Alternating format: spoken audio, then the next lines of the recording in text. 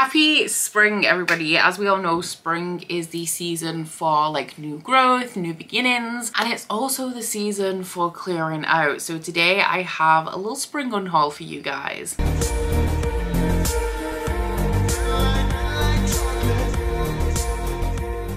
So this is everything I've unhauled since I did that really big unhaul with me at the end of last year. I'm not going to do every unhaul like that, but I do think that that is something that I maybe want to do every year to 18 months. But the way that I typically unhaul is that I have a stack in the corner of my room, and if I have any like duplicates, if I read a book, I don't like it and I don't want to keep it, I put it all into this stack, and when the stack gets to a reasonable height, I bring you guys an unhaul video. So I do have, like I do with my hauls, I've split these down into reasons like why I'm unhauling these books, and I do have 3 stacks for you guys today. So the first stack is, we're going to go to the most exciting, or the ones with the most tea, I guess, even though it's really not that deep. But the first one is going to be the books from my 2022 These Books Will Self-Destruct video that I did a recap of not too long ago. The second stack is going to be duplicates that I have. So essentially I have a newer, better, or like more preferable edition of this book, so I'm getting rid of the copy that I originally had. And the last one is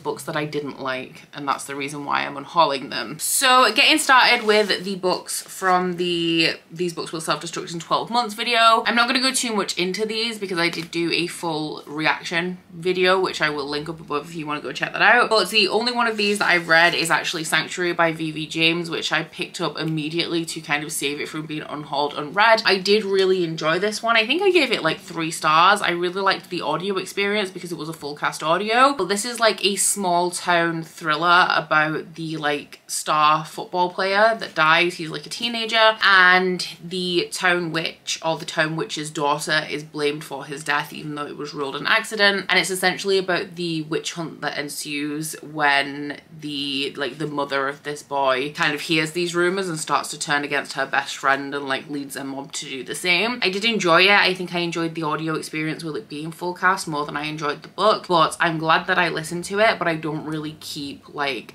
suspense or thriller books after I've read them unless there's something really special about them. Now for the rest of them, we have, I just didn't read these in the 12 months, which is how they ultimately end up being unhauled. The first one is The Perishing by Natasha Dion, which is like a speculative literary fiction. We have The Wild Ones by Nafisa Azad, which is a young adult like magical realism or fabulism novel, which I think sounds really interesting, but it's not really my thing. And then the next 4 are all just like YA fantasies. The first one is Scavenge the Stars by Tara Sim, which I just haven't really heard excellent things about. We have The Kingdom of Back by Marie Lu, which I know a lot of people in the comments said that they really like, but like historical, classical musician kind of theme just really doesn't interest me. Sisters of the Snake by Serena and Sasha Nanua. That is so hard to say. This one just doesn't really stand out to me, and everybody in the comments kind of agreed, like if they'd read it, it was just like generic. And then we also have A Universe of Wishes, which is edited by Donielle Clayton. This one is a collection of like fantasy short stories, and I don't really get on with short stories very much. Moving on to my duplicates, I have Hellbent by Leigh Bardugo. Waterstones sent me 2 copies of this. It's not even the Waterstones edition, it's just like a standard edition, and I did check everywhere and I have not ordered 2 copies, so this is just one that like Waterstone sent to me by mistake. I obviously don't need 2 copies of this, so I will be unhauling it. It's the sequel to oh my god, what's it called? Hellbent? No, this is Hellbent. Ninth House by Leigh Bardugo, which is like a contemporary fantasy dark academia, paranormally horror-y kind of series. The publisher sent me a 3rd copy of Misrule by Heather Walter. This one is a sapphic Sleeping Beauty retelling.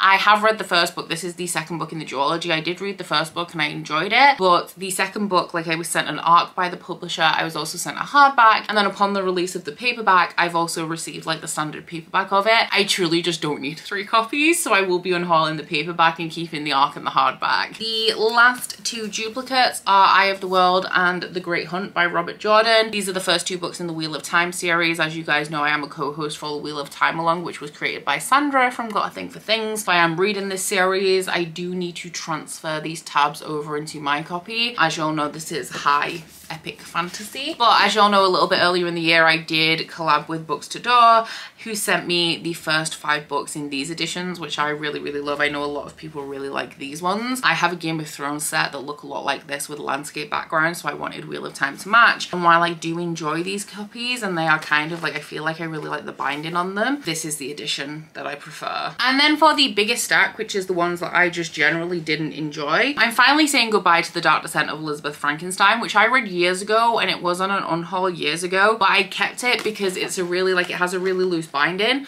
So if I'm taking product photos of candles, I can lay it flat, like lay the candles on top, and it like forms the background obviously of the photo.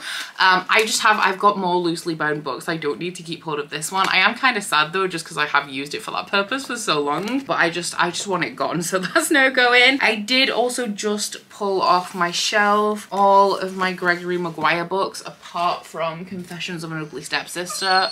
Oh, Breeze Dreaming. I am keeping Confessions of an Ugly Stepsister because I do think I enjoyed that one. But Gregory Maguire is an author who has amazing concepts. I love these really like dark, twisted fairy tales or like children's, inspired by children's stories, books that he writes. But I hate his writing style. His books are so overwritten. They're so pretentious. They're difficult to read and dense for the sake of it. And it's sad. So I read these two and I convinced myself that I liked Gregory Maguire. And I actually, realistically, I don't think his writing style, it's not an easy read, it's not an enjoyable read, but I do really love his concepts. And then aside from that, I also have these really gorgeous editions of his books which have like the cutout covers on them, so I am sad to see them go, but I just don't realistically think that I'm ever going to be reading these books. And then obviously my Wicked is just like the standard musical version, and I do obviously as well of course really love the musical, but realistically I don't like the book, so that I shouldn't be keeping them just because the editions I have are pretty. A couple of more recent reads. The first one is The Unbroken by C.L. Clarke. I did really want to like this and I really thought I was going to, but it is a sapphic adult fantasy. It's a military fantasy about a soldier that was taken from the country she was born in when she was young and raised in this foreign army and kind of like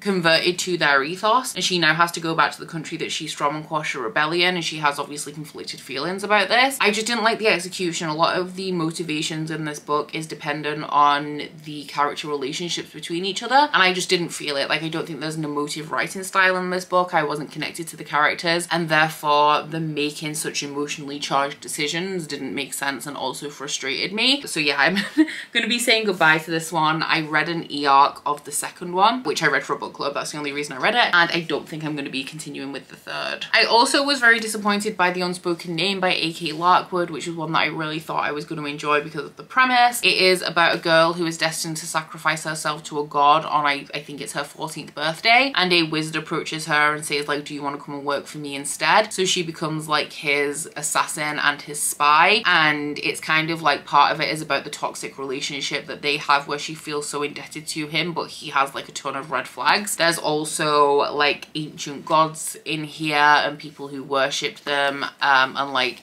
immortals, but the majority of this story actually focused on Solway trying to save a girl, and that part of the plot just like completely lost me, so I didn't enjoy this one either. It is sapphic once again though, if that's something that you're interested in. And then the last 4 are ones that I have, well, one I'm currently reading and not having a good time with, but I have Black Sunshine and the Blood is Love by Karina Halley. These ones are vampire romances, and I didn't like Black Sunshine. A lot of people really loved this, so I had high expectations and it just completely fell flat for me. I don't like the way that the vampirism works in here, or I didn't really understand it. It kind of diverts from the traditional vampire lore, but I don't feel like, considering it does that, it doesn't explain the vampire lore in this book enough when it is so different from traditional vampire lore. But it's essentially about a girl who I think was raised by, is this one? Yeah, so she was taken by vampire slayers. I think her parents are witches when she was a child. So she is a vampire, but she was raised by witches, but they raised her like a normal human. So she doesn't know about vampires or witches or any of it, and she is kidnapped on like around her 21st birthday by this big dark brooding vampire who teaches her all about the world of like vampires as she's transitioning from human to vampire. I did get the sequel in case I wanted, like, because I did intend to continue because everybody loved it, so I thought there was something wrong with me.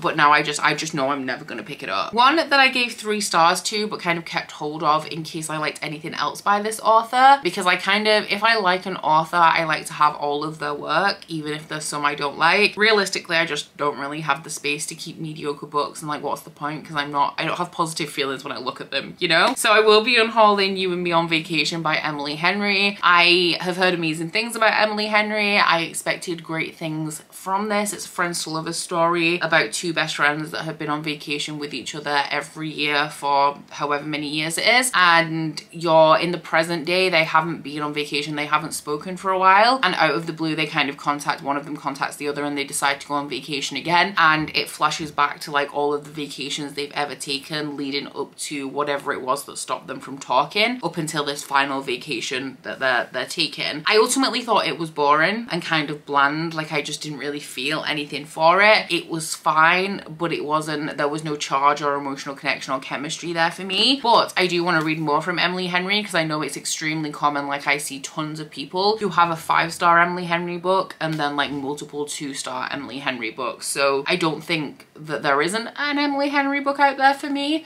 I just don't think that You and Me on Vacation is it, or People We Meet on Vacation, I think is the US title of this one. And then the last one is my current read, which I'm struggling through for the Literature Book Club, which will have passed by the time you guys actually see this video, but that is The Intimacy Experiment by Rosie Tanan, which is another one very similar to You and Me on Vacation that I'm just not having a good, like, it's just boring to me. I'm not feeling anything. I feel like I'm being told about the characters and who they are and how they feel, as opposed to experiencing or feeling any of it, which is integral to me in a romance. This one is about a ex-porn star who has a sex positive startup, which is focused on sex education and educating people about sex and like intimacy and relationships, and she is looking for a teaching role to like bring this online startup into the physical world, and she's struggling obviously because it's about sex and a lot of people are prudes. So the love interest in here is a rabbi who's trying to get more people, like more attendance at his synagogue, so he invites Naomi to lead a course on modern intimacy, and they obviously begin a relationship. Very similar to You and Me on Vacation, this one is just not doing anything for me. I'm very bored and I'm not really connected to it, so I am reading it for the book club, otherwise I definitely would have DNF'd. But after that it is out of here, and I didn't want this to just like linger in my house while I'm filming this unhaul in my unhaul pile. So while I'm filming, I'm just letting you know, like, I don't think the last 65 pages are going to save this for me enough for me to actually keep it. That's everything that I'm unhauling at the moment. I typically do unhauls every 3 to 4 months if you're interested in any more of that kind of content from me. Generally, it just depends how fast the stack grows. If I unhauled everything that I read in like 2 months, the unhauls would come a little bit sooner, but typically it takes 3 to 4 months for me to gather a stack of books that I don't want to present to you guys. So instead of asking a question,